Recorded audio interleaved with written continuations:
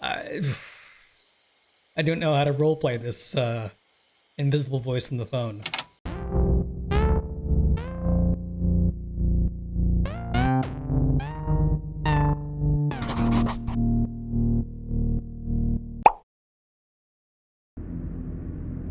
Okay, let's see what crazy shit awaits us in Act 3.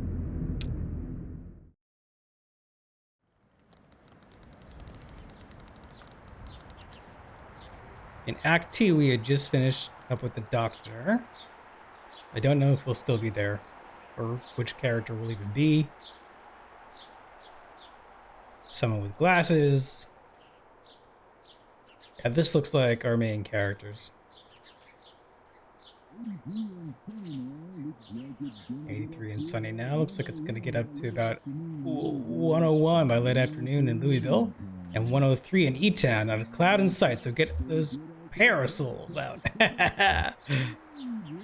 Major accident just ahead of the Bardstown exit, so if you're headed to work on 31, you are late, my friend. That would be a terrible, terrible DJ. Sugar? As it is, Conway will say. That's what I used to say. I had a dream about him last night.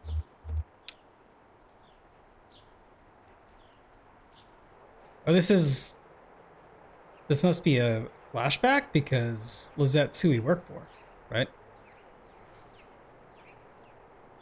I heard you yelling. Bad dreams? Lizette says we were up on a roof. Ira and I and Charlie. Eating a light supper. I was drinking sweet tea. Charlie was reading. We were surrounded by other houses, closely packed. Huge sidewalks. It must have been a... What's that word? City? That's it, I'm sure. Below us, a group of people were gathered, standing quietly. A man was reading from a book. I asked Ira about the weather. Would it rain on Tuesday, or would the sun set, something like that? He wouldn't answer me. Charlie stood up, and Ira told him to watch his step. Then I remembered. I woke up before I could stop him.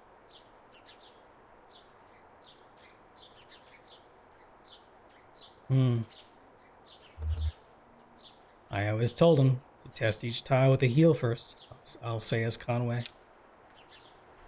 Lizette says if it's heel, you can kick it back and still put your toe on something solid when the tile slips. I remember. Your lessons. He just wanted to study his... What was it called? Conway says astronomy? Lizette says that's it. How could I forget?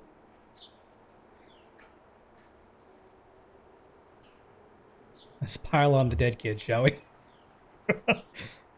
As Conway will say, he didn't listen. He listened, Lizette says, but he didn't hear what you wanted him to. Charlie always had thoughts somewhere else, and he was fitting your words together with whatever else he was focused on, like a puzzle, Conway says. Yes, that's the word. Lizette keeps having some nominal aphasia. There, now you think I'm smart. Yes, you're very smart. Shut up. Well, she says, we have a mail order delivery today. Might be a long drive. I hope the truck can hold up.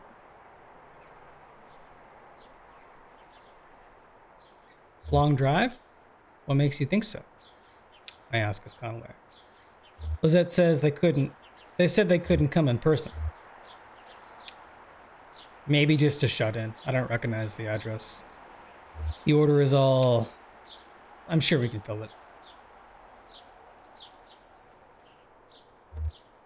Not much left back there, I say as Conway. Lizette says that's good. I wouldn't want a disused pile of antiques to be mine.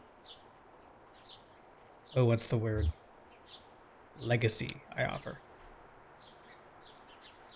Lizette doesn't agree this time, just says maybe. No, that's not the word. I just need to think a bit. More coffee or something. Or I've had too much. It'll come to you, I offer. Lizette says maybe. I'm not sure anymore. It seems inevitable. It will start to be words I lose forever. What are those boxes you set in the hallway?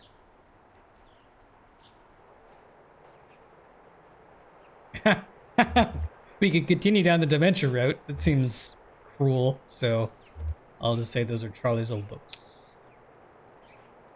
Oh, she says.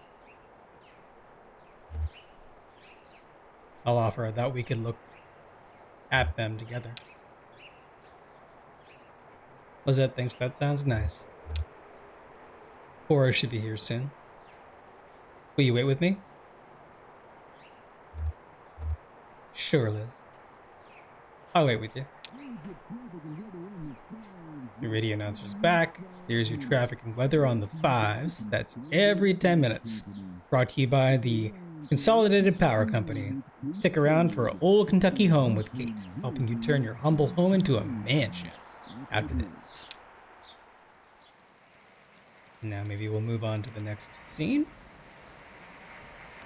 Yeah, so we flash back to what started this whole crazy adventure that ended us up on the Zero, and with our leg looking like a skeleton. Jesus Christ.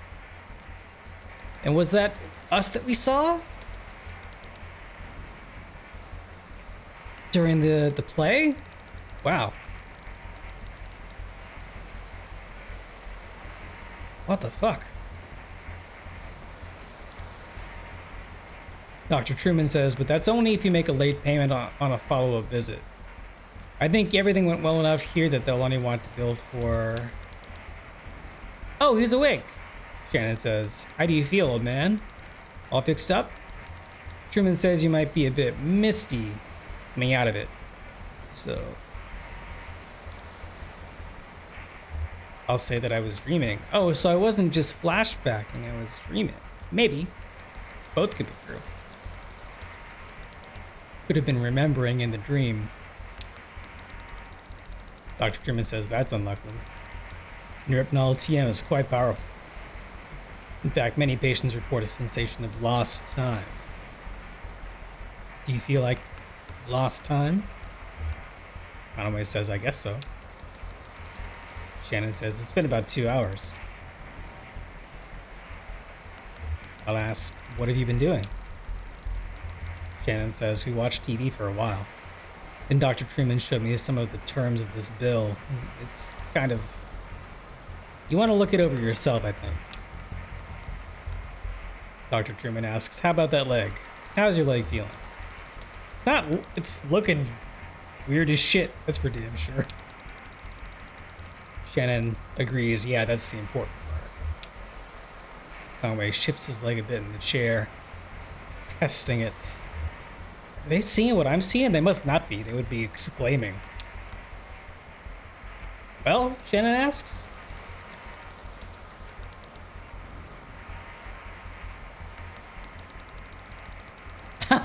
My options are to say, this isn't my leg. It seems better, but it wasn't worth it. Or to stay in my fever dream. I think I'll do that. Conway says it was the heat. The shingles were cracked in the sun. One of them slipped out under his feet. Shannon's like, shingles? What the fuck are you talking about? Who slipped?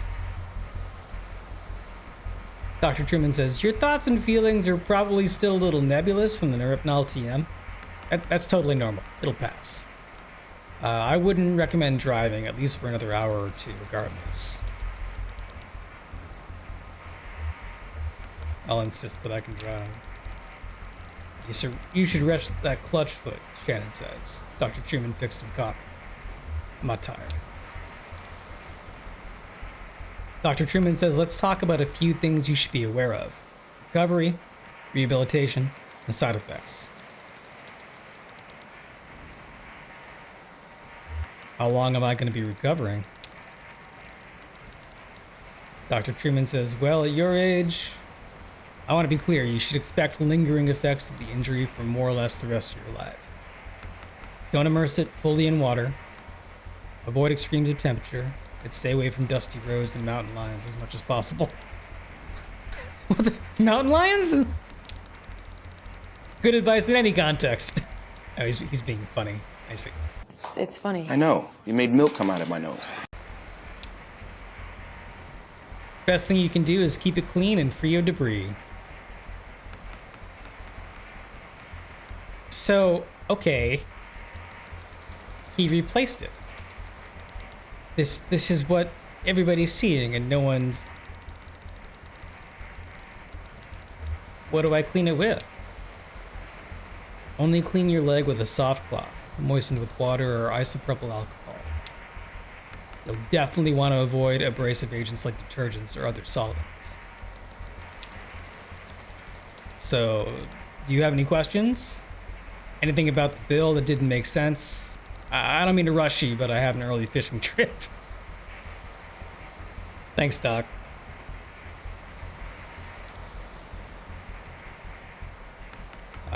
As Shannon will say, tell him about the payment plan in the bill. Dr. Truman says, yeah, that's one of the atypical clauses. I don't really have any control over the bill. Now that the Consolidated Power Company bought my employer, they handle everything. So it all runs through your electricity bill now? You can pay it back in full in your next billing cycle, or you can get an energy credit payment plan. You have to call Consolidated for more detail about that. I don't really understand how it works. Something about generating electricity to send back into the grid. Oh, one more thing. Don't be alarmed if you experience any side effects of Neuripnol TM. Typically, we see daydreaming, deja vu, pensiveness, fugue states, irregular perception of time. About 15% of patients report a generalized sensation of lateness. Oh, that's going to make the rest of this game fun. Nothing to be alarmed about. Don't be alarmed about fugue states, they're fine. Just keep it in mind. Shannon thanks him for the help. Ezra, Julian's outside, we can head back to your truck. A little kid's wearing a suit. Didn't even notice that before. That's cute. That was scene 0. Back at the Museum of Dwellings. You're gonna have this weird mechanical leg? Yep. Let's talk to Blue. I always like talking to Blue first. You get some rest back there, Blue? I don't feel much rested myself. We'll get a break. Maybe tomorrow, huh? Let's talk to Shannon. It's so fucking weird. How are the drugs treating you, she asks. Street lights seem a bit brighter. Shannon asks, oh, like trails and tracers? Something like that. Shannon says, my mom used to get that. She had migraines. My folks had a peculiar relationship with medicine. We almost never had a regular doctor, or health insurance, or anything like that.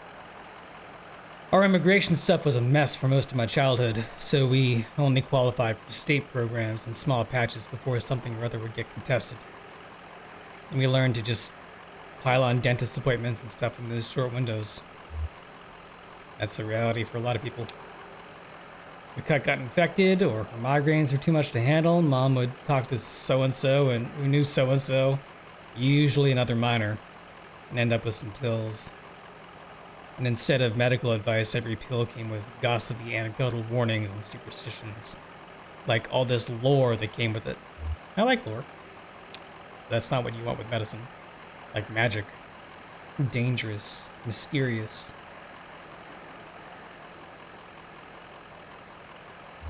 Ever run into any problems? Will asks. Shannon says, sure, yeah. Stuff would be expired or mislabeled. Mom was allergic to penicillin, as it turned out. That was scary. And one time, in high school, Weaver got these pills to help her focus. She was so smart, but always going off in different directions. Mind racing, like 5 conversations going on in her head at once. And if you're lucky, and you're lucky if even one of them is with someone in the room, you know? So she had these pills, and they seemed to help. I was struggling in school too, failing my history class. She offered to share the pills.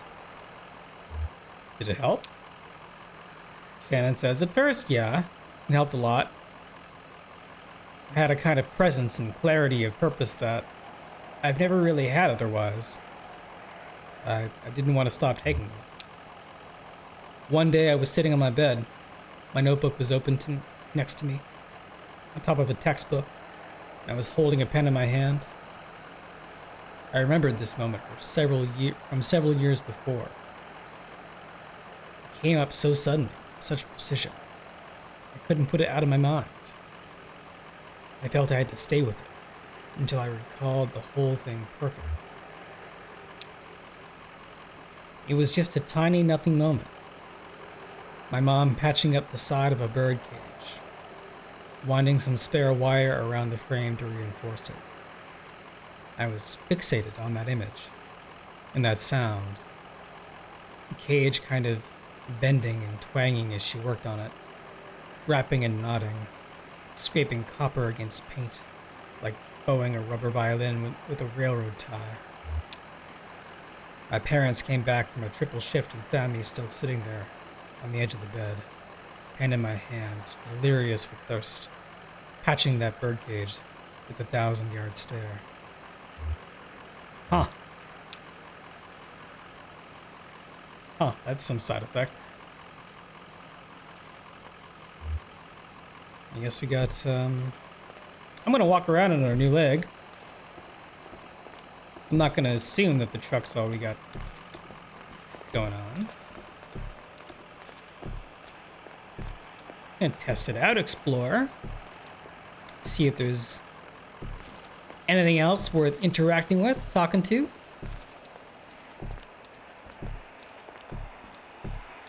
Definitely more spry on this thing. Weird as it is, I can't believe no one is weirded out by this. In-game. I guess we gotta go to the truck. Okay. Come on, truck. Come on, Blue. Shannon says, so, what's the plan here?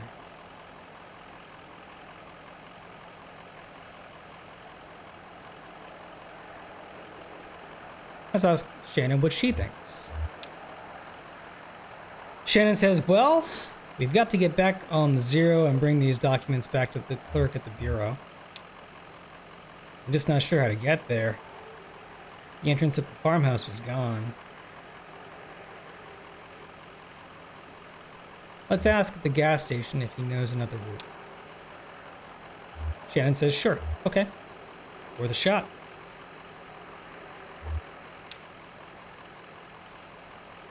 They head back into the night.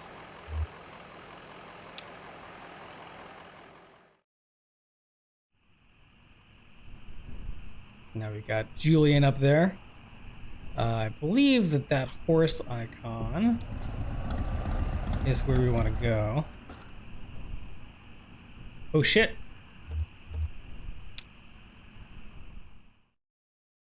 That was unexpected. Our truck broke down. Now we're in scene 2. A tree. Oh boy.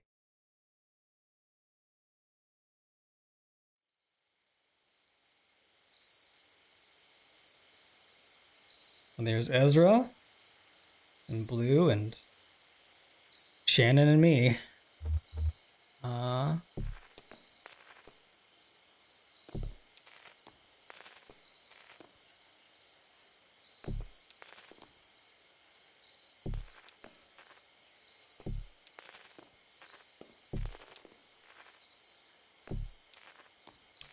I'm not sure what else it wants me to do here. Is Blue taking a shit? Good for you, Blue. Get it out. Lighten that load. Guess we're gonna go back to the truck. Shannon says nothing to be done. Let's ask Shannon to take a look at it. Shannon says, I guess I could poke around in there, but I don't know a damn thing about engines. Wait. Is this why you always leave your truck running?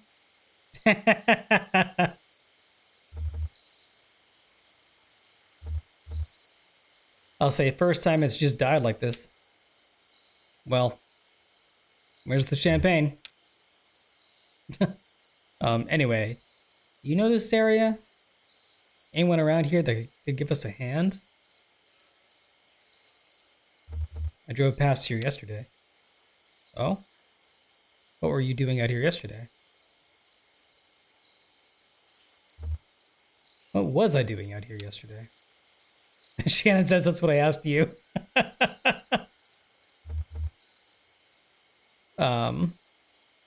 don't know. I'm just going with stuff. Maybe it was a dream. I dreamed that. Shannon's like, hey, we should call someone. You know a good towing company?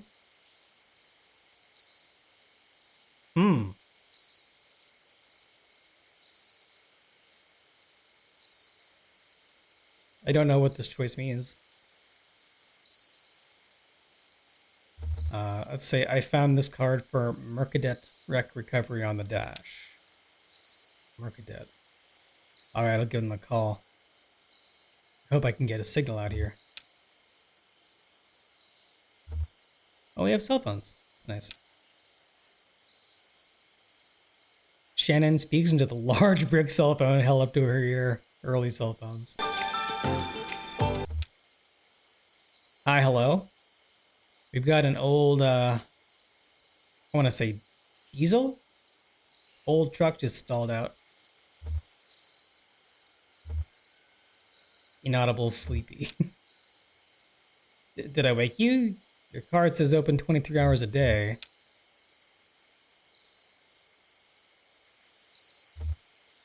It's inaudible suspicious. Shannon says, we have a car. I mean, it's a truck. We're broken down by this side of the road. That's why I'm calling.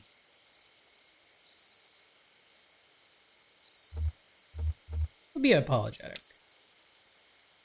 Shannon says, no, it's okay. We just need to get to an auto shop and get this taken care of. Wistful? Maudlin? What the fuck? Okay, let's be Maudlin.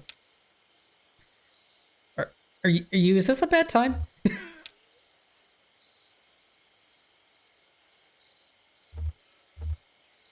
I don't know how to roleplay this invisible voice on the phone. Let's be neighborly now. Shannon says, we already ate. As soon as you can get out here, we're off 65 somewhere, just kind of pulled up by this tree that fell over.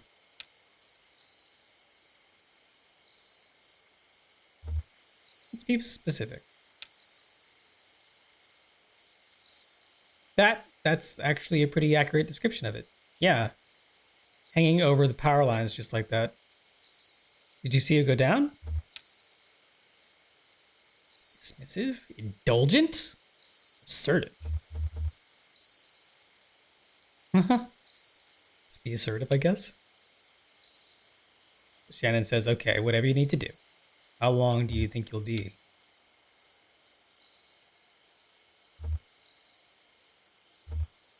Distant traffic sounds. Hello? Let's see how Ezra's doing up there in the tree. Probably shouldn't be in the tree while it's entangled in wires. That kid is back on the escalator again. Ezra asks us if we're bored. Not yet. Okay. To me, you look a little bored. Let's play a game. How about 20 questions? Okay. He says, Ezra looks meaningfully at his shoes. Got it. Yes. Right. Is it alive? No. Can I see it with my eye? Yes. Would I recognize it if I saw it? It would look like something you'd recognize. Yeah, says the kid. Yes. Is it bigger than a dog? No, a dog is bigger. Except for one of those really little dogs. Or a puppy, I guess. Does a puppy count as a dog? Alright, that's all your questions. What's your guess? I think I get a few more. It's called 20. I wasn't counting, but I'm pretty sure that was 20.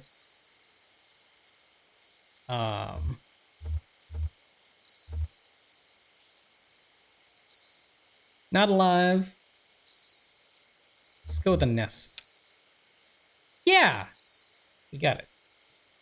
Ezra says, a pretty small nest, like made for a small bird. It's empty and it's nighttime and it just rained. It fell out of the tree and now we're putting it back together. And we'll take it apart again. I was all ready for those questions. Let's talk to Blue, which is really talking to herself. Oh, Ezra's gonna talk to Blue. Wish Julian wasn't so busy right now. He's got a lot of houses to carry still. I wish I could help more. Poor kid. Alright, let's talk to Shannon. Their new weird leg. Shannon says, I think they're on their way. Guess we have some time to kill. Pretty grim place to be stuck. Shannon says, I wonder what happened to the tree. I mean, maybe it was just old. You know what used to happen to old trees out in the forest? Wildfire would come through and clear them all out. It made room for the new trees. But then people build houses. We can't have fires going all the time, so we keep putting them out. And now we have all these old trees choking out the saplings, starving the young trees for resources, just clinging on to life until snap. And then some road crew comes by and blasts the stump with dynamite. I think I'll take a look at that radio of yours. Maybe I can get it going again. No point just standing around.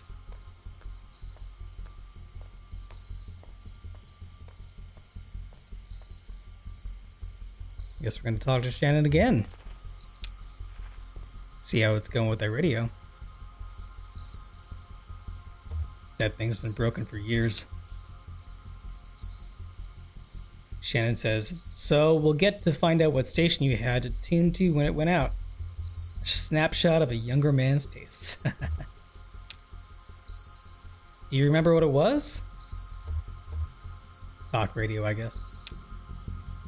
Shannon says, well, I'm sure we'll find something to listen to out on the road.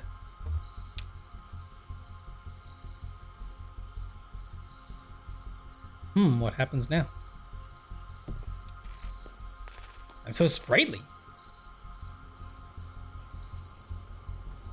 Oh, I hear an approaching vehicle.